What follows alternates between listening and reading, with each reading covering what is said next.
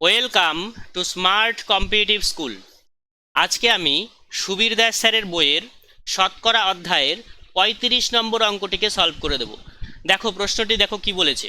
একটি নির্বাচনে দুজন প্রার্থীর মধ্যে বিজয়ী প্রার্থী মোট ভোটের 60% পেয়ে ৫,০০০ ভোটে জয়লাভ করলো।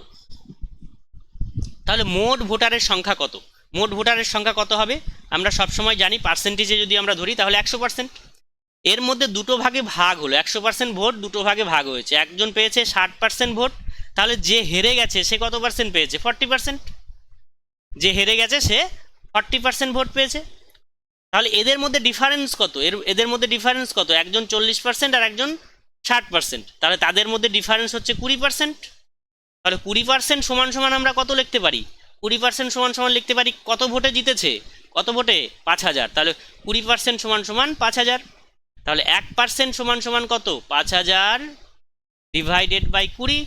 আর আমাদের বের করতে হবে 100%। বলেছি কি মোট ভোটার, তাহলে 100% সমান সমান কত? 5,000 ডিভাইডেড বাই 20 ইন্টু 100। তাহলে এই শূন্য কেটে দাও, 2 দিয়ে 5, 5 5-এ কত? 25, 1 2 3, 25-এর পরে 1 2 3, তিনটে শূন্য। তাহলে এতজন 25,000 জন ভোটারের সংখ্যা, মোট ভোটারের সংখ্যা হচ্ছে 25,000, অপশন সি। তাহলে আজকের মতো এই পর্যন্তই। ভিডিওটিকে ভালো লাগলে তোমরা লাইক, শেয়ার এবং সাবস্ক্রাইব করবে।